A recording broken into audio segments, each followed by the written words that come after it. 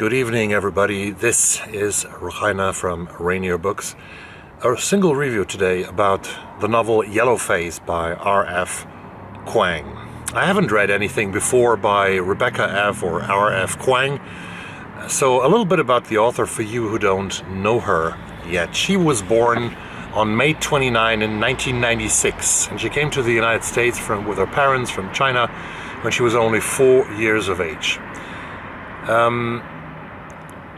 At 22, she published her debut novel, which was the first book in the Poppy Wars trilogy that soon will be a TV series. She's writing her PhD at the moment about Chinese history at Yale University, and while her novel Yellowface came out, she has already talked about writing her sixth novel, which is incredible.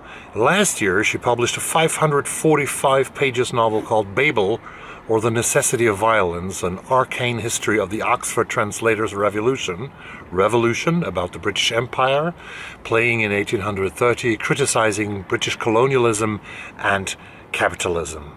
And this book won the Blackwell's Books of the Year Award for Fiction and was nominated for a bunch of other awards. She's a very successful young woman, immensely talented. Yellowface is her first novel that plays in our time, that has nothing to do with it's not a historical novel, it's not a fantasy novel. She has written fantasy in the Poppy Wars.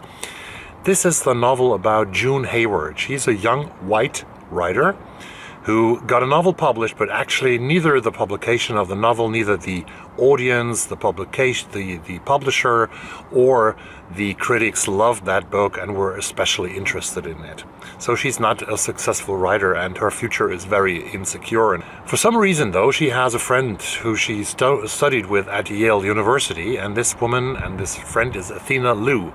She's a Chinese-American woman who actually has a lot of similarities because she's that Wonder Girl, that Wonder Woman that Rebecca F. Kuang is herself, but with the difference that Athena is pretty much self-obsessed with her, and while RF Kuang has a lot of self-irony and sees herself in a very neutral light, and she's not the kind of woman that Athena is, who is a bit snobbish, and she's the only Asian American in the room, she doesn't tolerate others, things like that. But Athena, for some reason, likes June still, and she goes out with June from time to time.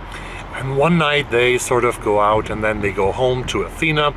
They eat a very fancy, very posh pancake in Athena's beautiful new apartment. She's getting a six-figure deal with Netflix the same day. They eat pancakes and suddenly Athena starts choking on the pancake. She starts choking so incredibly that her face turns blue. And yeah, June tries with the Heinrich maneuver grip to save Athena's life. She calls 911, but horrible things happen from time to time. Athena dies choking on a pancake at 27 years of age. By coincidence, June takes a look in Athena's second room before the ambulance and the police arrive, and she sees her friend's new novel lying on the table. Several hundred pages, a book about Chinese laborers that were supporting the British and French armies in the World War I from 1914 to 1918. And when June comes home after this horrendous night, when her friend died, she comes home and she tells us that she somehow finds the manuscript of Athena's novel in her handbag. She doesn't know how it got in there. She must have grabbed it without really knowing that she grabbed it. But can we believe June Hayward? We can't. June Hayward, who's the narrator, the first-person narrator of this book, is a very unreliable character. And can we believe her?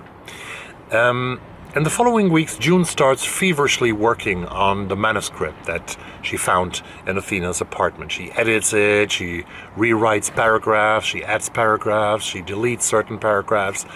She does a lot of work. And she goes to her publisher and says, look, I wrote a new novel about Chinese laborers in World War I.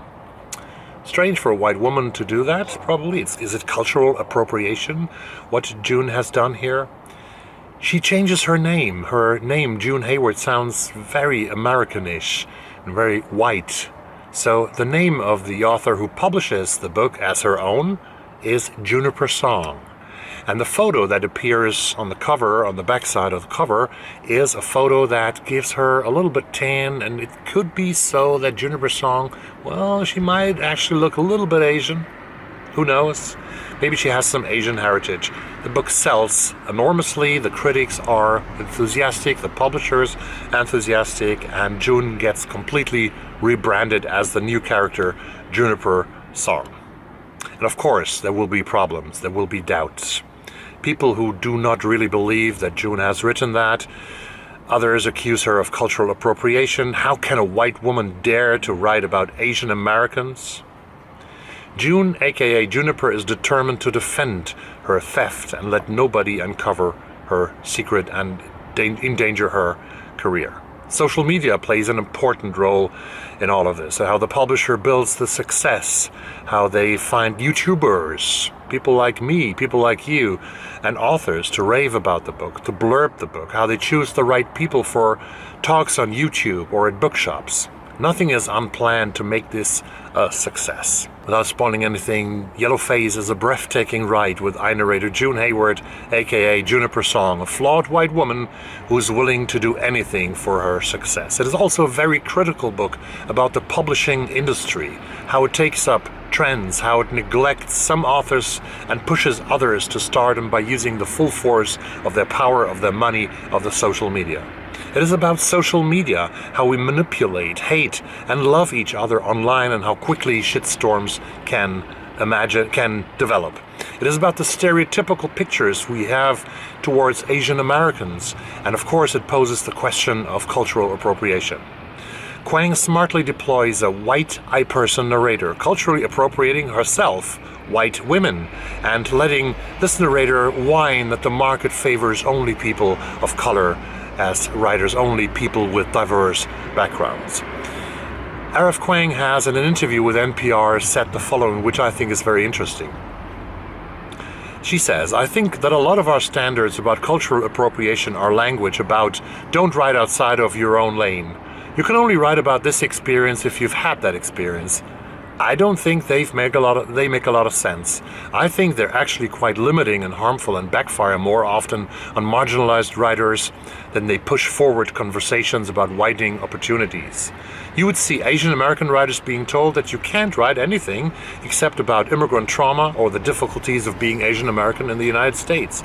And I think that's anathema to what fiction should be. I think fiction should be about imagining outside our own perspectives, stepping into other people's shoes and empathizing with the other. So I really don't love arguments that reduce people to their identities or set strict permissions of what you can and can't write about. And I'm playing with that argument by doing the exact thing that June is accused of, writing about an experience that isn't hers. Very intelligent woman. RF Kuang, very great writer. It's an amazing book. You will love it. I loved it, and I give it the full stars possible. This is, with full right, a bestseller and one of the most hyped books of the year until now. Read it. You won't regret it. Thanks very much for watching this video, and see you soon in another one. Subscribe to the channel, and bye!